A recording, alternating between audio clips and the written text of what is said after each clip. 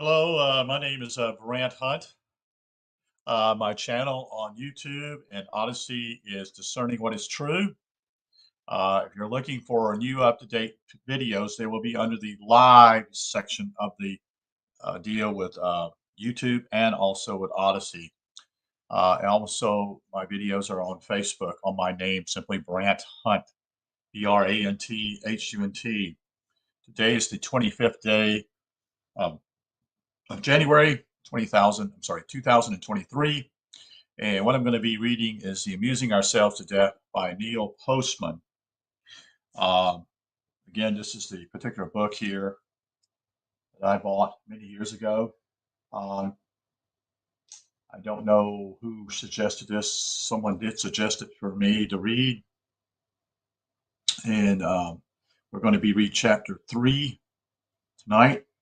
And what has happened, quite a not descendant, but quite a change has taken place in America, even in my lifetime.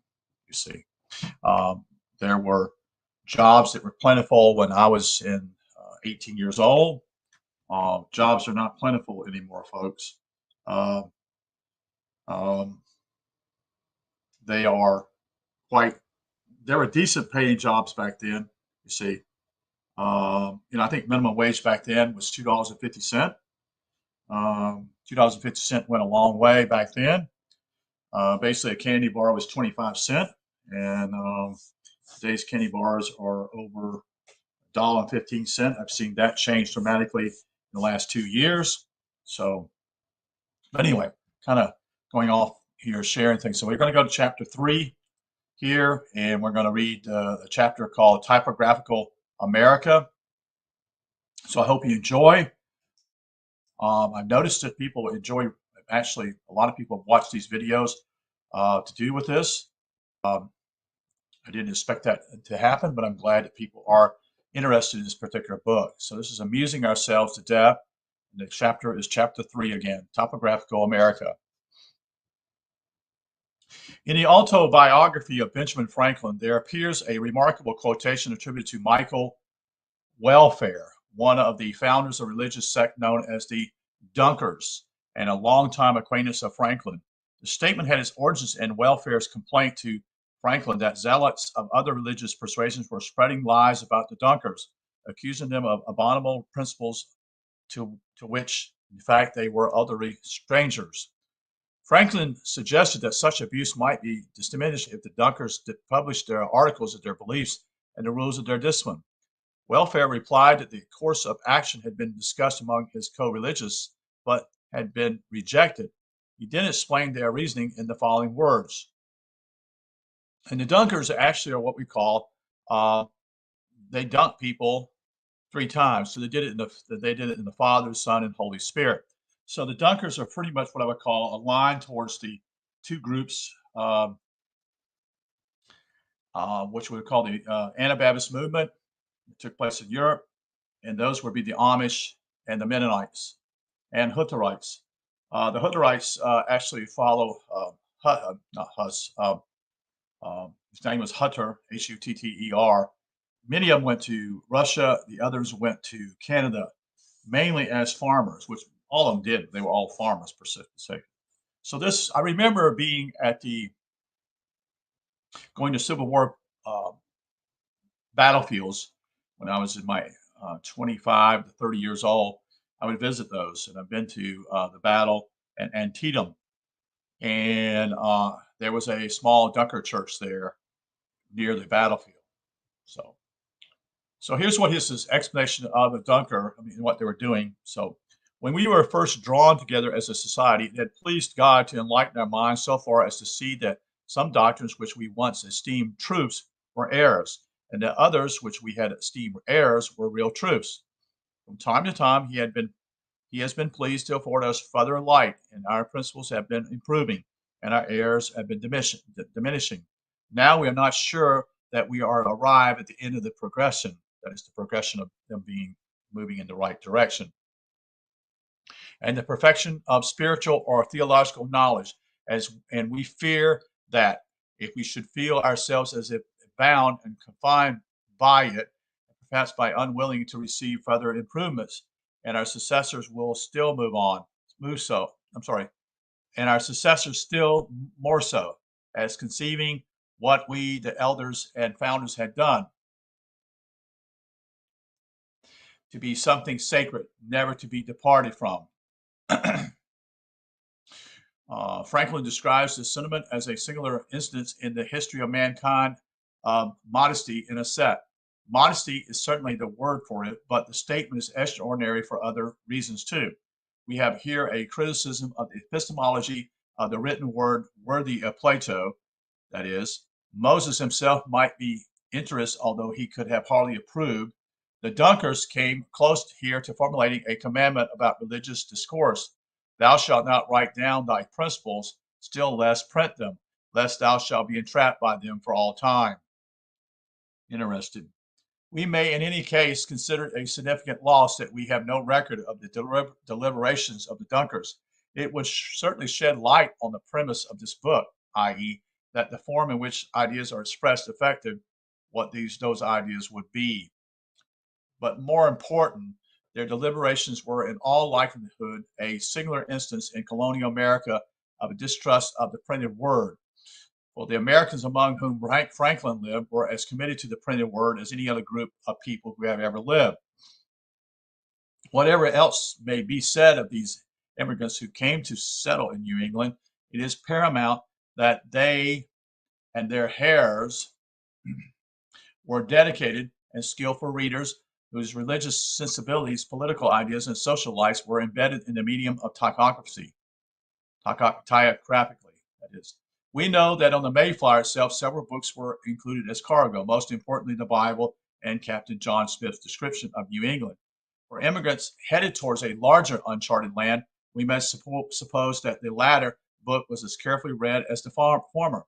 We know, too, that in the very first days of colonization, each minister was given 10 pounds with which to start a religious library.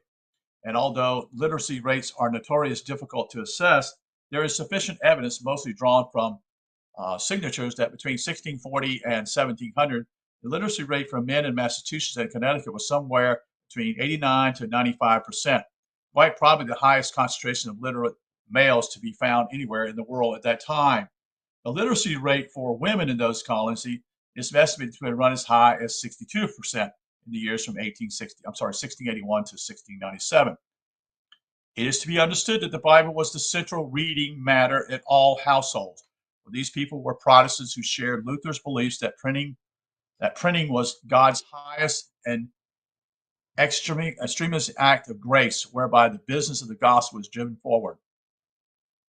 Of course, the business of the gospel may be driven forward in books other than the Bible, as, for example, the famous Bay Psalm book, printed in 1640, and generally regarded as America's first bestseller. But it's not to be assumed that these people confined their readings to religious matters.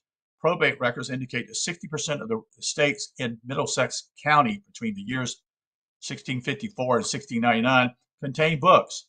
All but 8% of them included more than the Bible. In fact, between 1682 and 1685, Boston's leading bookseller imported 3,421 books from one English dealer. Most of these were non-religious books. The meaning of this fact may be appreciated when one adds that these books were intended for consumption by approximately 75,000 people then living in the northern colonies. The modern equivalent would be 10 million books. Aside from the fact that the religion of these Calvinist Puritans demanded that they be literate, three other factors accounted for the colonists' preoccupation with the printed word. I beg to argue with this guy shared that he was saying these are Calvinist Puritans. No, the Dunkers were not Puritans and they were not Calvinists. Okay, when they also, if you understand what I'm sharing with you, the Dunkers was completely different than the Calvinist belief system, folks. Calvin's taught in his church that they actually did what they call infant baptism, not adult baptism. So he's misinformed here already. It's sad he shared that. He doesn't really know what he's talking about in that particular regard. But in reality, the Calvinists believed in infant baptism as well as the Lutherans. So this shows something either of what we call him not understanding the religious formalities of the Dunkers. The reason why they were called Dunkers was because they did it not only 3 times, but also because they were adult baptismals. Okay. I want to explain that because they don't understand, and I want to make it clear that people understand it. So, since the male literacy rate in 17th century England did not exceed 40%, we may assume, first of all, that the migrants to New England came from more literate areas of England or from more literate segments of the population, or both. In other words, they came here as readers and were certain to believe that reading was as important in the New World as it was in the Old. Second, from 1650 onward, almost all New England towns passed laws requiring the maintenance of a reading and writing school, the largest communities being required to maintain a grammar school as well. That might be true. I don't know. He's basing this kind of particular footnote here, but the footnote's not at the foot of the page. It's at the end of the book. And all such, let me see. Hold on a second. We'll look at this real quick. This is based upon number 7, chapter 3. This is based upon a gentleman named Lockridge, Lockridge, page 184. So he's basing this particular book upon that. And the name of the book is, from the biography, is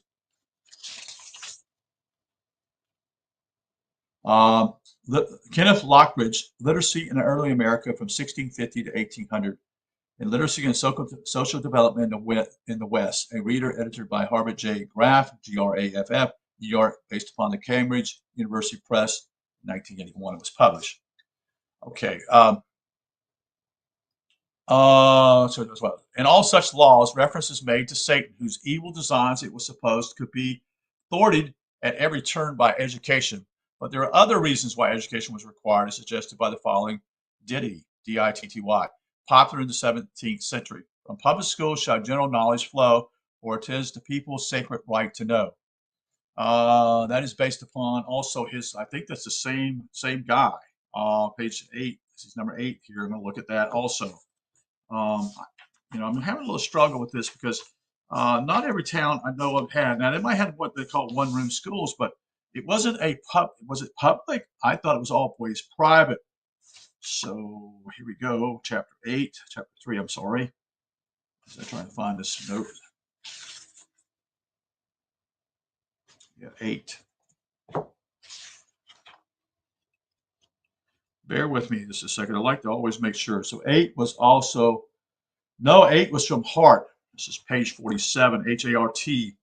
And this is from James D. Hart, the popular book, A History of American Literature, Literacy Test, New York, from Oxford University Press, based upon 1950.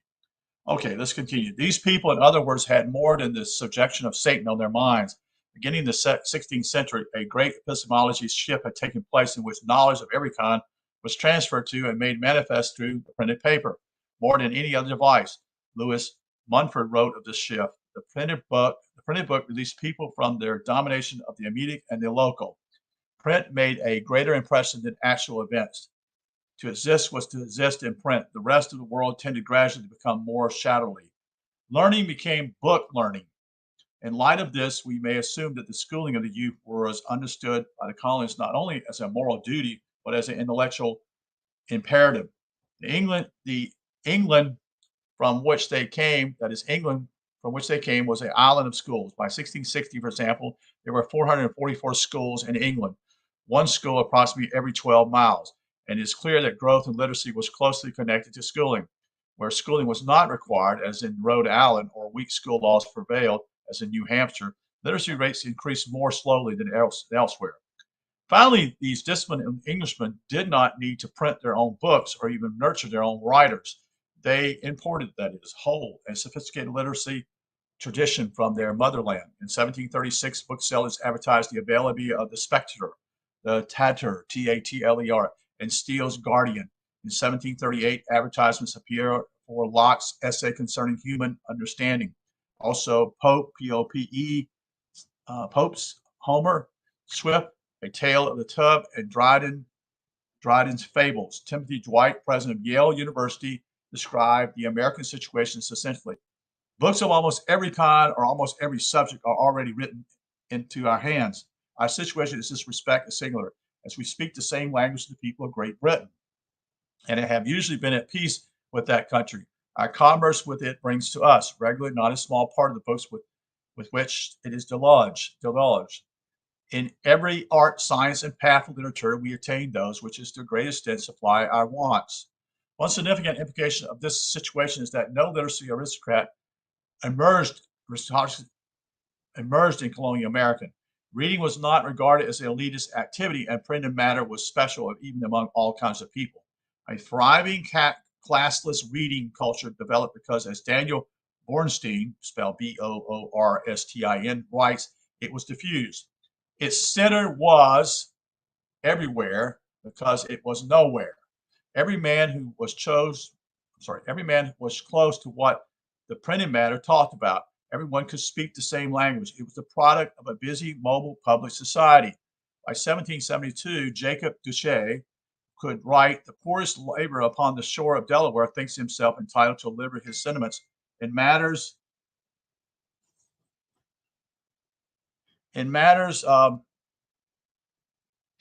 religion or politics with as much freedom as a gentleman or scholar. Such is the prevailing taste for books of every kind that almost every man is a reader." Where such a keen taste for books prevail among the general population, we need not be surprised that Thomas Paine's Common Sense, published in January 10, 1776, sold more than 100,000 copies by March of that same year. Wow, that's quite a bit of books for copies there, folks, within 2 months.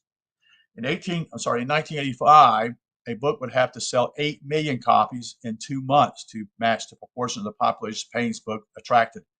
If we go beyond March of 1776, a more awesome set of figures is given by Howard Fast. No one knows just how many copies were actually printed.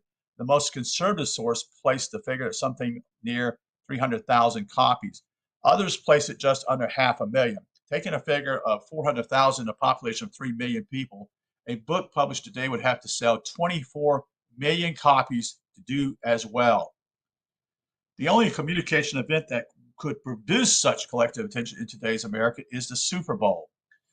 It is worth pausing here for a moment to say something of Thomas Paine, where in an important way he is the measure of the high and wide level of literacy that existed in his time.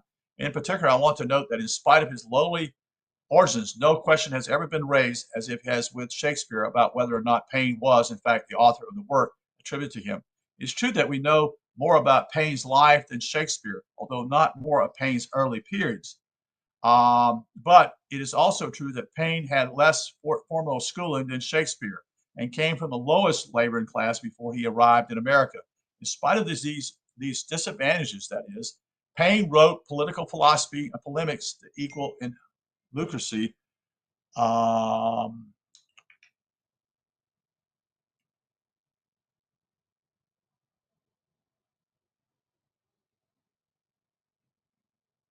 and vitality, although not quantity, of Voltaire, Rousseau, and contemporary English philosophers, including Edmund Burke. Yet no one asked the question, how could a unschooled staymaker from England, impoverished class, produce such stunning prose? From time to time, Paine's lack of education was pointed out by his enemies, and he himself felt inferior because of this deficiency. But it was never doubted that such powers of written expression could originate from a common man.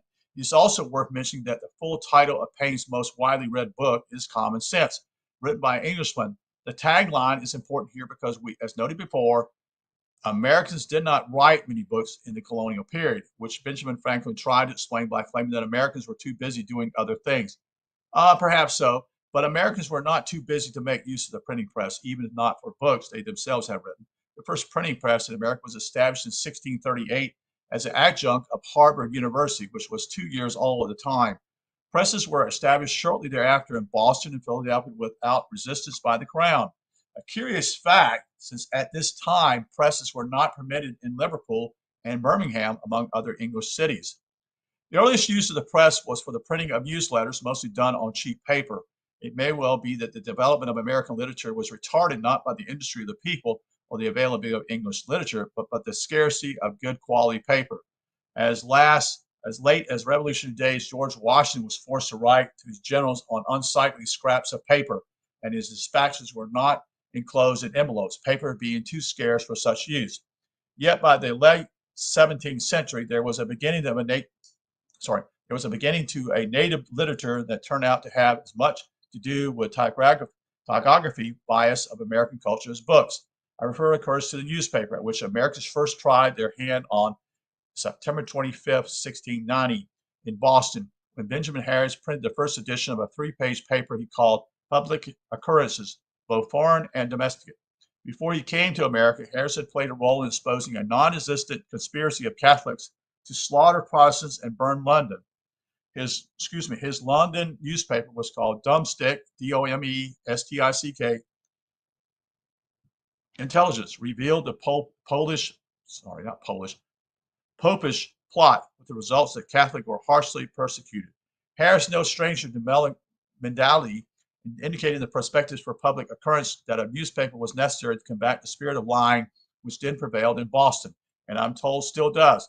He concluded his prospectus with the following sentence: it is supposed that none will dislike this proposal but such as intend to be guilty of such venomous a crime. Harris was right about who would dislike his proposals. The second issue of Public Occurrence never appeared. The governor and council suppressed it, complaining that Harris had printed reflections of a very high nature, by which they meant that they had no intentions of making any impediments to whatever villainy they wished to pursue. Thus, in the New World began the struggle for freedom of information, which in the Old had begun a century before. Harris' aborted effort inspired other attempts at newspaper publications. For example, the Boston Newsletter, published in 1704, generally regarded as the first continuous published American newspaper. This was followed by the Boston Gazette, 1719, and the New England Courant in 1721, whose editor was James Franklin, was the older brother of Benjamin. By 1730, there were 7 newspapers publishing regular in 4 colonies. By 1800, there were more than 180. In 1770, the New York Gazette congratulated itself and other papers by writing in part, "The truth, with deference to the college, newspapers are the spring of knowledge, the general source throughout the nation of every modern conversation." At the end of the 18th century, the Reverend Samuel Miller boasted that the United States had more than 2/3 the number of newspapers available in England, and yet had only half the population of England. In 1789, Benjamin Franklin observed that Americans were so busy reading newspapers and pamphlets that they scarcely had time for books. One book that apparently always had time for was Noel's Webster American Spelling Book, where it sold more than 24 million copies between 1783 and 1843.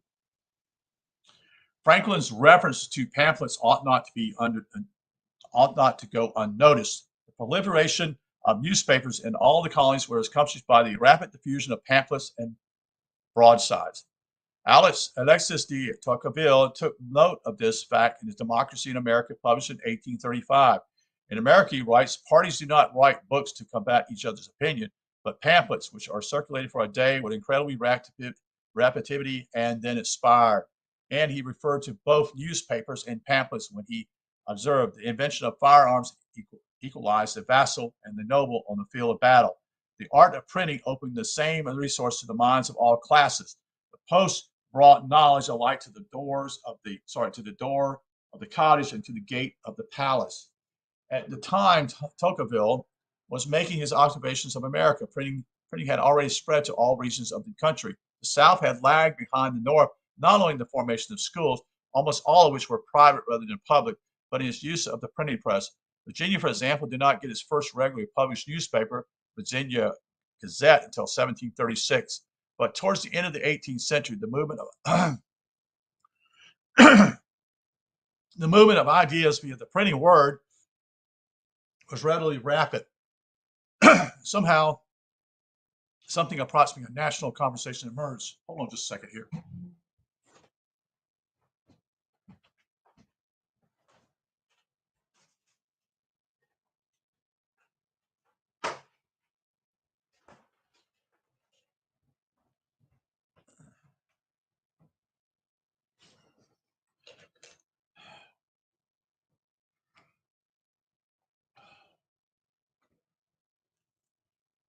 Sorry about that. But towards the end of the 18th century, the movement of ideas via the printed word was relatively rapid. and something approximating a national conversation emerged. For example, the Federalist Papers, an outpouring of 85 essays written by Alexander Hamilton, James Madison, and John Jay, all under the name of Publius, P-U-B-L-I-U-S, originally appeared in New York newspaper during the 1787 and 1788, but were read almost as widely in the South as in the North. As America moved into the 19th century, it did so as a fully print-based culture in all of its regions. Between 1825 and 1850, the number of subscription libraries tripled. What were called mechanics and apprentices libraries, that is, libraries intended for the working class, also emerged as a force for literacy. In 1829, the New York Apprentice Library housed 10,000 volumes, of which 1,600 apprentice drew books. By 1857, the same library is serving 750,000 people.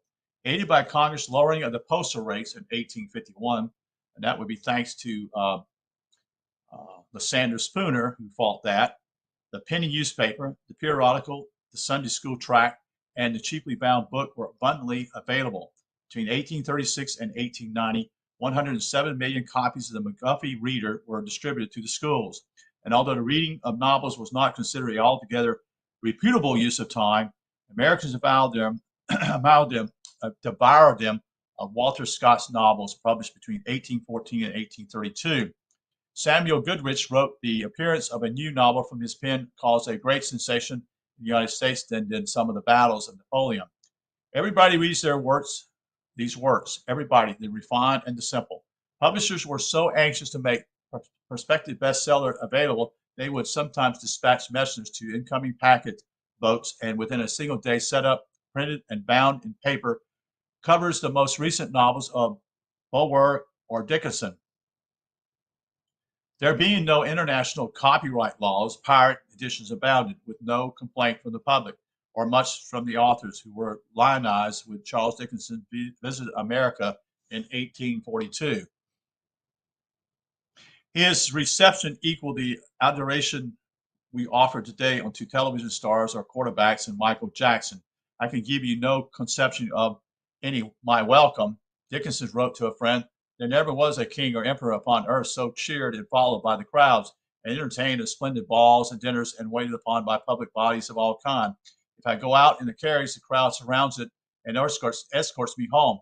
If I go to the theater, the whole house, that is, rises as one man, and the timbers ring again.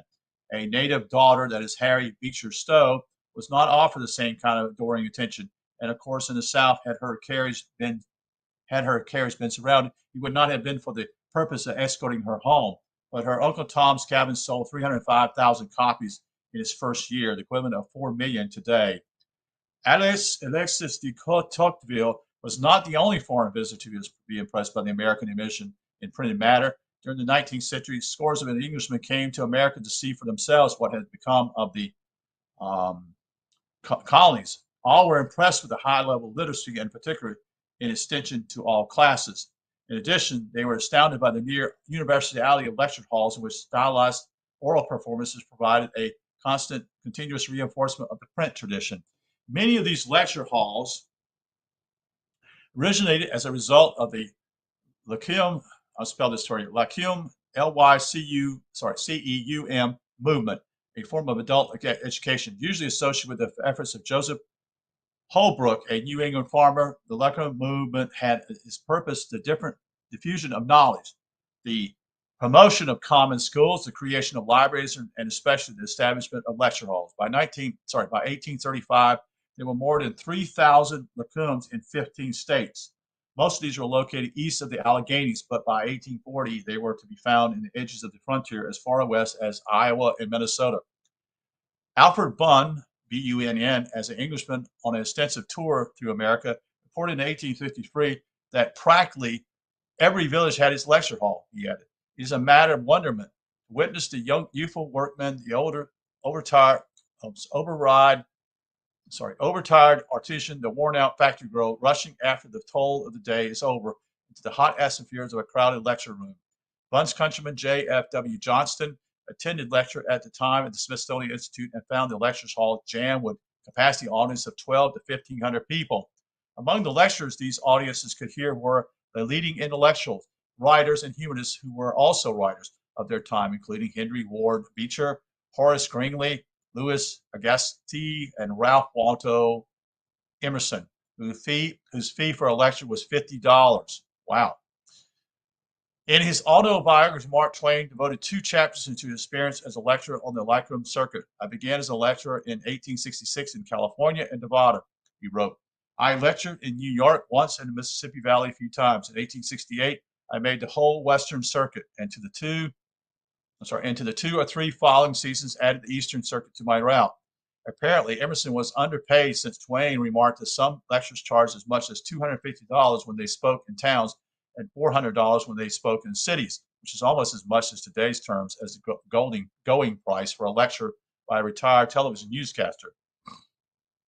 The point of all this is leading to is that from its beginning until well into the 19th century, America was as dominated by the printed word, and an oratory based on the printed word as any society we know of. The situation only in part of a legacy of the Protestant tradition.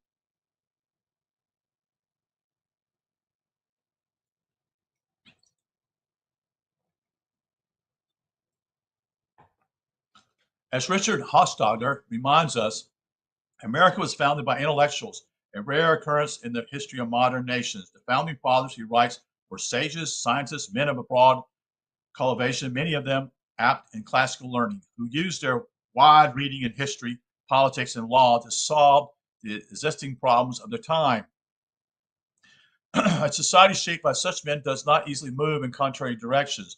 You might even say that America was founded by intellectuals from which it has taken us 2 centuries and a communication revolution to recover. Hofstadter had written convincingly of our efforts to recover, that is to say, of the anti-intellectual strain of American public life, but he concedes that his focus distorts the general picture. It is akin to writing a history of American businesses by concentrating on the history of bankruptcies. The influence of printed word in every arena of public discourse was insistent and powerful, not merely because of the quality of printed matter, but because of its monopoly. This point cannot be stressed enough, especially for those who are reluctant to acknowledge profound differences in the media environment of then and now. One sometimes hears it said, for example, that there is more printed matter available today than ever before, which is undoubtedly true.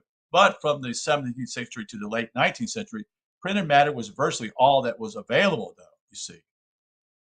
There were no movies to see. There were no radios to hear. There were no photography displays to look at, records to play. There was no television.